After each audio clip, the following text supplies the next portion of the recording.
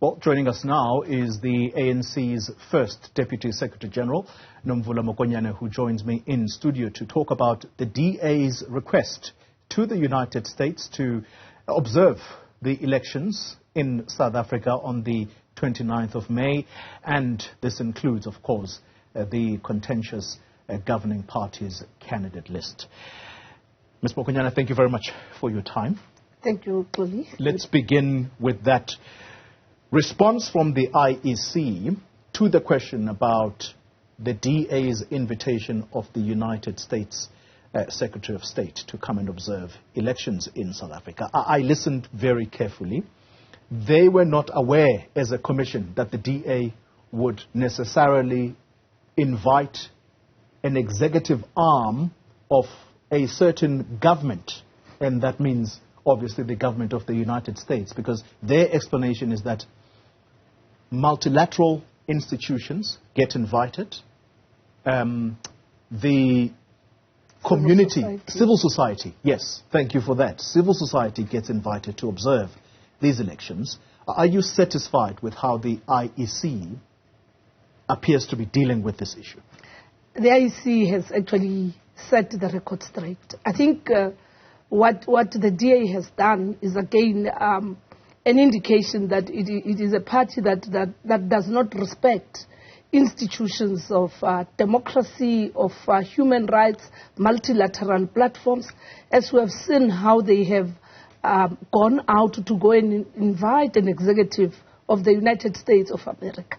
Again, their commitment and loyalty to the West. Secondly, them undermining processes that have actually been tried and tested here in South Africa, the work of the IEC. Thirdly, it is also an indication that the Democratic Alliance is not committed towards ensuring that it will receive the outcome of the elections post the 29th of May, when they've lost to being the ruling party, because that is not going to happen. We know what has happened in our neighboring countries.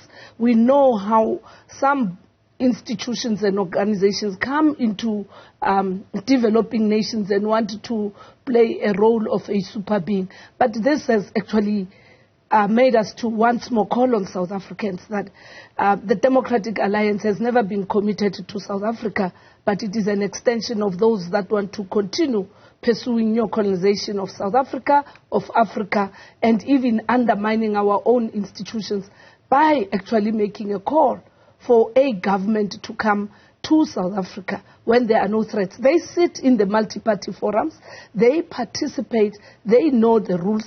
Where there are doubts, there are platforms to raise those doubts. But you can't say that with a straight face, that there are no threats, because the DA is attributing exactly what they are doing to your warnings. It was your president who said, expect a fight back on the back of the ICJ, government of South Africa taking Israel to the ICJ. The president did say, expect some kind of fight back. Those were your warnings, not the DA's. No, the DA is not ready to accept a defeat. Our president did actually say that. And it is quite interesting that you yourself, you connect this to what has happened between Israel and Palestine, and how we have always been saying it's not going to be an easy process, but we are ready to take the pain that comes with it, because nations have also stood by us, including the people of Palestine. So the Democratic Alliance, we know their stance on this very issue of the genocide in Palestine. We know the Democratic Alliance, that it is highly funded by those who want regime change, not only in South Africa, but in the entire continent. In what form, though? Because this is what is going to muddy the waters. You actually are raising yet another important factor, because the president did not only warn about a fight back, but he actually used the very words you're using now, regime change. Yes. And what is it? What signs are you seeing that we, ordinary South Africans, are not seeing? Because it's we've seen it in other countries here in Africa, our own fraternal sister organizations here in Africa, where formations will be sponsored to call for regime change in the form of trying to cast doubts and aspersions on the electoral process. We've seen it in Zimbabwe. We've seen it where other formations came, occupied hotels in Zimbabwe, wanted to run parallel processes against a system that all Zimbabweans were supposed to adhere to. We have seen the mushrooming of foreign-funded formations and non-governmental organizations. Janet Love has just indicated we have more than 100 organizations that have been invited here. Our elections have been transparent. And therefore what we know is that there are others who had assumed that in 20 years' time post-democracy, the ANC will be gone. We are now 30 years into democracy. Our focus is around poverty, unemployment, and inequality. The agenda here is about regime change, weakening structures and institutions of democracy and public participation. And I dare say this is not surprising. Of the Democratic Alliance, we have seen them. They went to Ukraine, they never went to Russia. They're speaking more in defense of Israel. They're not talking about humanity and justice. Now they're talking about our elections being under threat. They are under threat from them who want to bring foreign tendencies against a system that has been tried and tested. Their other worry is domestic. The MK party, they believe that the MK party is likely to cause disruption. Do you believe that the MK party is promoting lawlessness in South Africa, particularly when it comments on the IEC?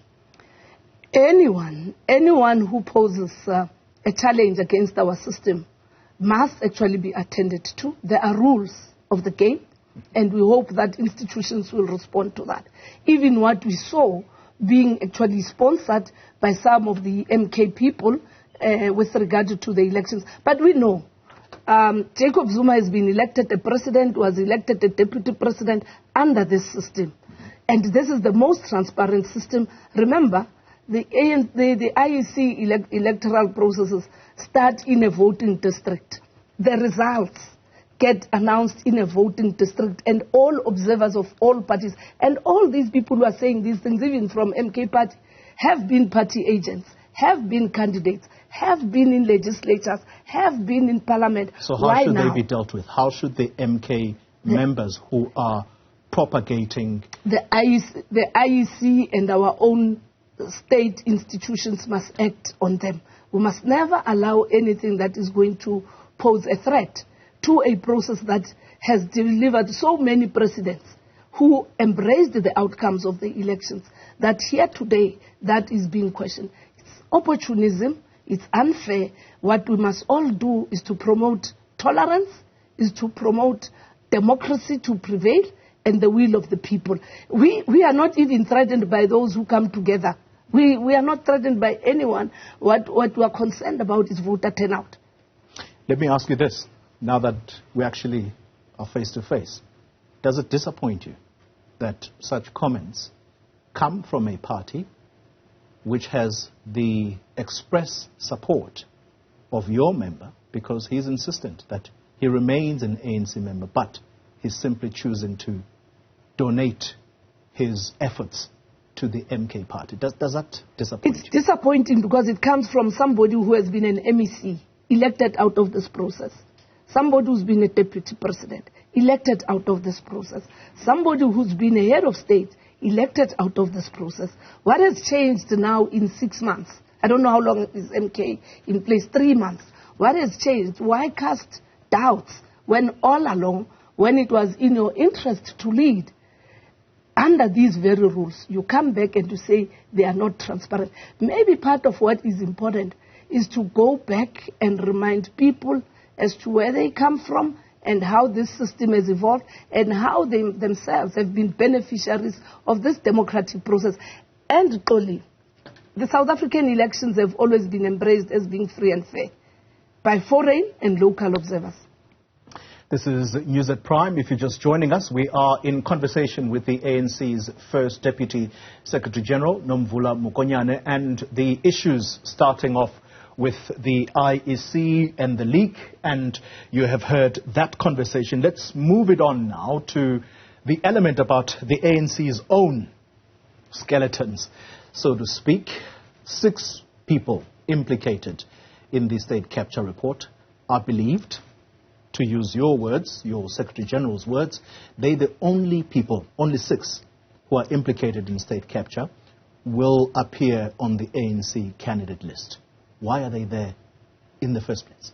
Thanks, Xoli. We appeal to South Africans, including yourselves in the media space, to allow the ANC to complete its due process. Once everything is being processed, as the SG has said, then you will know what then needs to happen. They are not convicted. They are not charged. They are subjected to the ANC processes, a step now that has to take us to the National Executive Committee, expressing itself on the report of the Integrity Commission. What is quite heartening is that these are leaders of the ANC, these are activists of the ANC who, depending on the processes of the ANC, they will follow whatever the ANC resolves in terms of the NEC decision. And therefore, we've submitted so many names. We talk about 6. Could the party, this is the 6. And I'm glad that you're saying it's just 6. Could the party not find any other people apart from the 6? What is it about them that needs this party to have them on its list? It's not even about them. It's about the ANC process. We have not concluded the ANC process and allowed the ANC process. It is the ANC that has come out to you, South Africans, to say they are here, there is a due process. Upon it being resolved, we'll come back to you and report. Give the ANC the space. And let's not deal with the individuals. Let's deal with the ANC process that has to actually resolve on this matter. Well, how do you then deal with South Africans who are saying the very fact that you are willing to consider such people means that you take us for granted as South Africans who have listened to you on numerous occasions saying you are rooting out corruption and you don't want to be associated with corruption? What is this now? Only the ANC has the ability to recall its members. And these are comrades who will be ready should the ANC decide to recall them. Whether it is now or post the elections, they will be determined because they themselves have subjected themselves to the processes of the ANC. All we're saying is there are processes.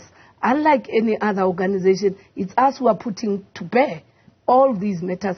Let's not now go for individuals. Let's allow the ANC, because it is the ANC that must resolve their fate. So let me ask this. How do you respond to someone who says, we always knew that this would possibly be the ANC going back on its word because ultimately comrades will not eat principle? But you guys would be very inconsistent. There are so many people that appeared before the Zondo Commission. 2, there are so many people that have gone through the ANC processes. It is only the 6. And we're saying to the South Africans, to the electorate, allow the ANC to complete its due process. Let's not even go and single out individuals. Let's see how the ANC processes can bring this matter to closure that shows that indeed internal processes of the ANC are not there to protect anyone, but they are there to safeguard the democratic principles, the rules within the organization. Because remember, reports of the Integrity Commission are a subject of the NEC. The names have been consolidated through an independent process led by Comrade Kadima Motlanthe, presented to the NEC. Upon that being presented to the NEC, the Integrity Commission report also being presented, what we have then to do is to allow then the NEC to receive the report, as the SG has said, and make a determination on the verdict of the Integrity Commission. There is no judgment yet on them. There are issues that come out of the Integrity Commission that we must also receive as the organization. Remember, the Integrity Commission is an independent body.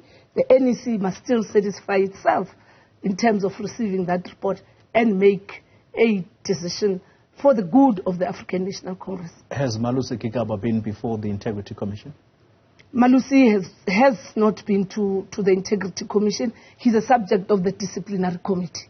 There are other processes. There's an NDC that must then kick in so that he must express himself and explain himself as to why he never presented himself to the Integrity Commission. What we must not do Yet also, you're still willing to consider this person for your parliamentary list? We all don't know why he didn't present himself.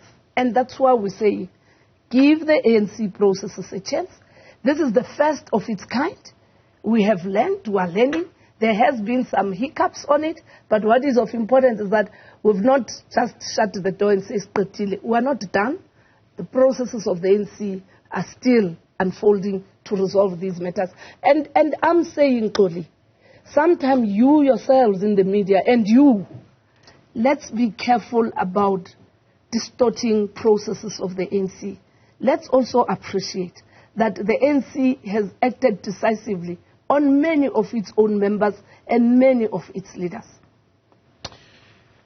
And so what should we then take from this? Because out of today's media interaction between yourselves and us, members of the media, the understanding was that this list of names is going to be circulated via media platforms, social media. That list is not out yet, at least as I understand it.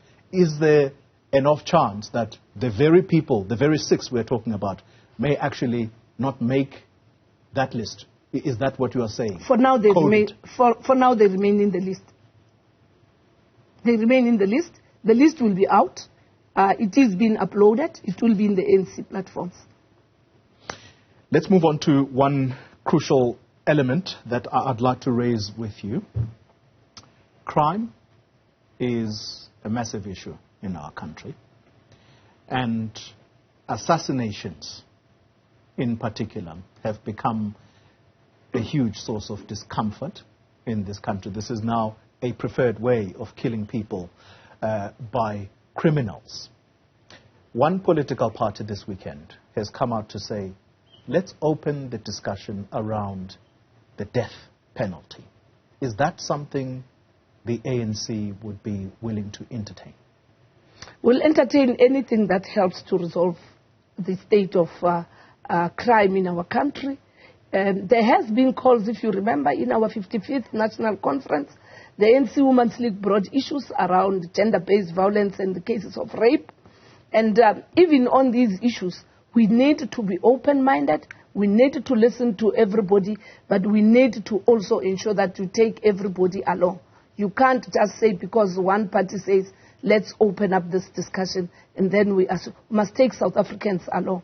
It must be South Africans through public hearings, through public discussions, and through many other platforms that must actually guide us as the ANC when we come back in the 7th administration as to what exactly are we going to do. Because indeed, Xoli, it's quite concerning the manner in which not only the issues of assassination, the killing of children, innocent children, the kidnapping and disappearance of young kids we've seen just now recently in the Western Cape, the extent of domestic violence and gender-based violence. I think contact crime in South Africa has just gone out of hand. So you believe that the discussion around a death penalty, it possibly being reintroduced, that could be a deterrent? The death penalty cannot be a deterrent. What must be a deterrent on issues of crime is about all of us being involved, active, and ensuring that we raise awareness and we bring everybody on board. Not only the girl child, but the boy child as well. And we make sure that the criminal justice system works effectively. Any other thing comes after the fact. Being subjected to a death sentence comes after somebody's mother, somebody's father, somebody's child has been killed. What must we do in South Africa? Let's stop the killings. Let's stop the crimes.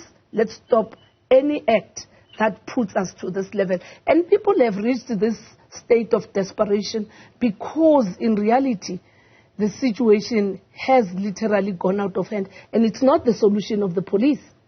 The solution lies with all of us. Know your neighborhood, be in your street committee, ensure that all of us were able to relate. Let men talk amongst themselves and say, why are they doing these kind of things? Let's deal with the high levels of unemployment. Let's deal with the high levels of poverty. Let's deal with the influence of social media.